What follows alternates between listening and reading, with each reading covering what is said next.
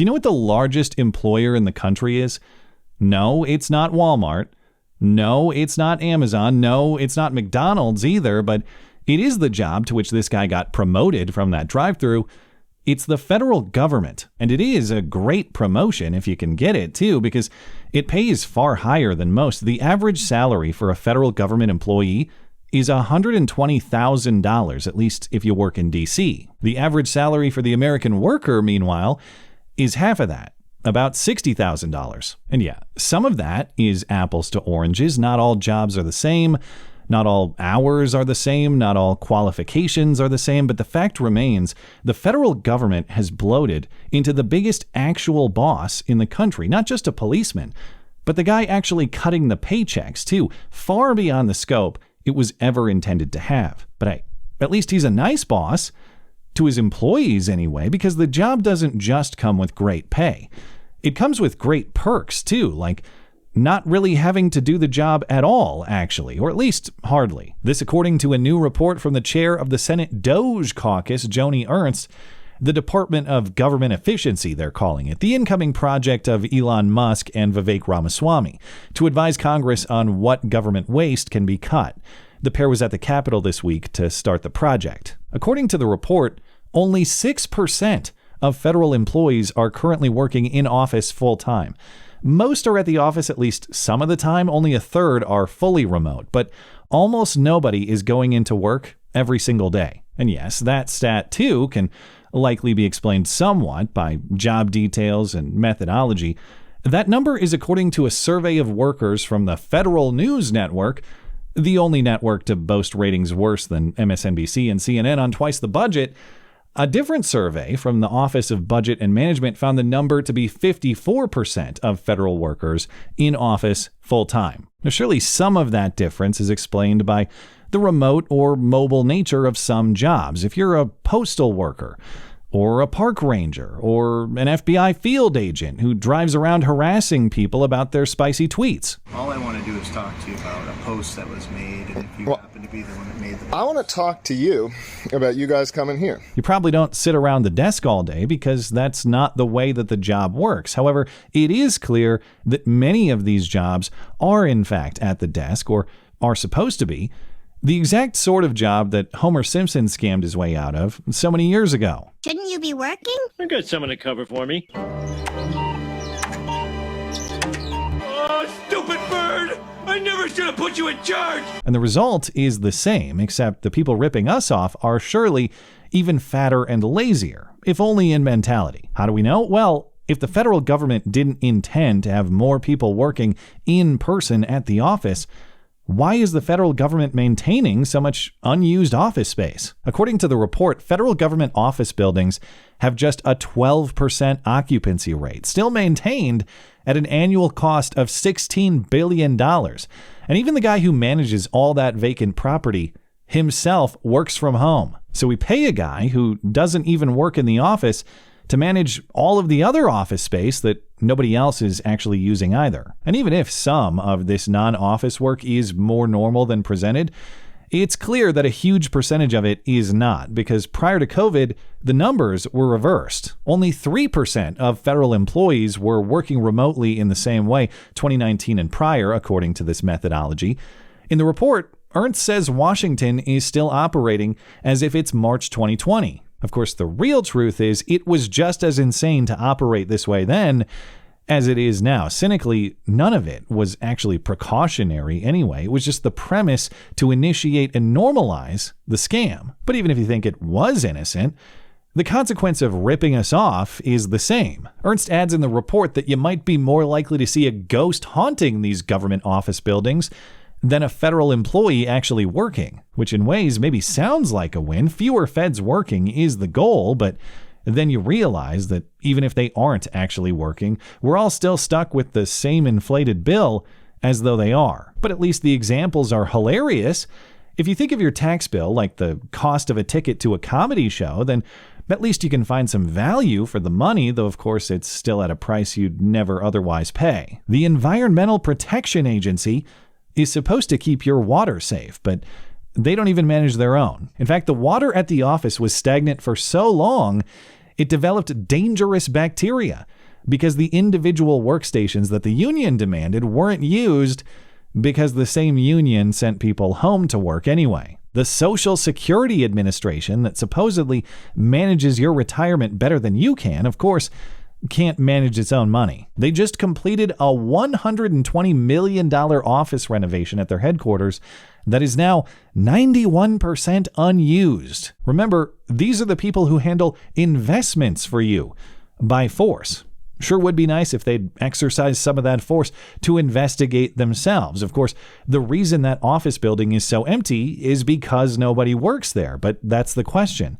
Do they even work at all? One supposed Social Security Administration employee was actually running a home inspection business full time. He claimed to be an SSA employee working from home, but really he just had his wife and mom occasionally send emails to give the appearance that he was working. And that succeeded for 3 years. Remember, the whole reason the remote work started was to protect us all from COVID, supposedly. Well, if so, why weren't they working hard to protect us all from COVID? According to an audit of Health and Human Services, the government agency providing all the supposed wisdom and guidance about the virus, many HHS employees weren't even working at all. On any given day, a third of them weren't even logging into their computers. The IRS, the same agency that'll surely imprison you if you don't answer their calls, hasn't been answering yours. Ernst's report says only 2 of the 76 local IRS offices across the country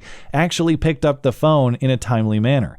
The IRS Inspector General says maximizing telework, which isn't what happened. The telework, like all the work, was drastically minimized, actually, but remote supposed work in response to COVID has contributed to declines in productivity. Regardless, the IRS still allowed dozens of poor performers to work in declining productivity arrangements. But don't worry, though, because we have tens of thousands more IRS employees incoming to harass you and then ignore your calls when you try to sort it out. But of course, the one part of the job that will always get done is the paycheck. Somehow that's the one federal service that never fails, their own payment, whether the work to earn it ever gets done or not. An audit of the Patent and Trade Office, or PTO, which ironically also stands for paid time off, which is exactly what they got. The audit found $9 million in hourly wages paid to employees who didn't actually work. And this was just through a 9-month period. $1 million a month for actually nothing. And the jobs are so unaccountable that people are double dipping them. Earlier this year, one woman was discovered to have been working 2 full-time 6-figure government jobs simultaneously, with each employer falsely believing she was putting in the work. Now, technically, these weren't federal government jobs in the strict sense. One was with Washington, D.C., the city, and one was at Freddie Mac, the government-sponsored mortgage company. But the same unaccountable D.C. spirit certainly applies, and she wasn't the only one. In May, the D.C. Public Library's Human Resources Director resigned after it was discovered that in addition to her supposed full-time government librarian job, she had a full-time job elsewhere and worked part-time as a doula, too. Wow, triple the pay for a third of the work. Plus, they have the union to manage their supposed mistreatment, too. The hardest part of the job is just not getting caught, though I'm sure if these examples are any indicator of the talent required, most probably do manage just fine. Maybe the most insulting federal employee abuse, though, came from the VA, the Veterans Administration, and the brazen failure to serve those who actually did step up for the country. In Atlanta, the report says the VA operated without any sense of urgency. A third of the calls to their mental health hotline for vets in crisis went unanswered. Therapists just didn't show up for their appointments. Perhaps because the people working these jobs were attracted to job listings that advertised avoiding the traditional 9-to-5 40-hour work week without sacrificing the opportunities and benefits that come with job security. And at that same point in time, while veteran crisis calls are going unanswered and therapist appointments are just disregarded, an Atlanta VA manager reportedly in charge of scheduling such things posted a photo to his social media. And no, that is not a leak from Hunter Biden's laptop. That's a federal employee supposedly taking care of our vets by working from his bubble bath for the day. Obviously, the mistreatment of our vets is infuriating enough, but it's the public advertising of it that is actually insane. The fact that he makes that post public shows just how overly comfortable the federal government job has become, because to post such a thing means that he has no expectation or fear of accountability at all. Not just from his boss, but from us, the American public who pays him. And I really hate to say it, but is he actually wrong in that assessment? Are we actually going to do anything about it? Oh, no, not another report about government waste and abuse, and I include myself in that mockery, by the way. Oh, no, not another YouTube video complaining about a photo that I posted publicly on social media myself anyway. These are problems to solve with Big Bird costumes and tomato throwing contests in the town square, not more government reports about how the prior government reports were poorly done and wasted money. And that is the biggest question for this Department of Government Efficiency and members of Congress who can act on its findings. Under what premise is it operating? Do they believe that true bureaucracy has never been tried, so if we just prioritize efficiency within the existing mountain of waste and nonsense, that's a supposed win? Or do they realize that the bureaucracy itself is the problem? It's not a matter of efficiency, because there is no efficiency in this context. An efficient bureaucracy is like a government job done honestly. Hey, it's great in theory, but it's rare or maybe impossible in practice. My worry is that they picked the wrong E for this department. It's not about government efficiency. It's about government elimination, because there's far too much of it concentrated in D.C. ever to operate efficiently anyway. It's about recognizing that almost all of what the federal government is doing, it shouldn't be doing at all. So the question of how to do it better is actually irrelevant and misguided. And potentially further misguided is the central premise that Congress will ever pursue such things anyway. And I swear, I'm not actually trying to be so pessimistic. I do appreciate that people in power are considering such things seriously. That is great improvement. I just wonder whether Congress ever actually would do such a thing. Beyond any other ideology, they exist to maintain and expand their own power. And historically, that's all they've ever done. Hence, nothing so permanent as a temporary government program, other than the resilience of the people, though.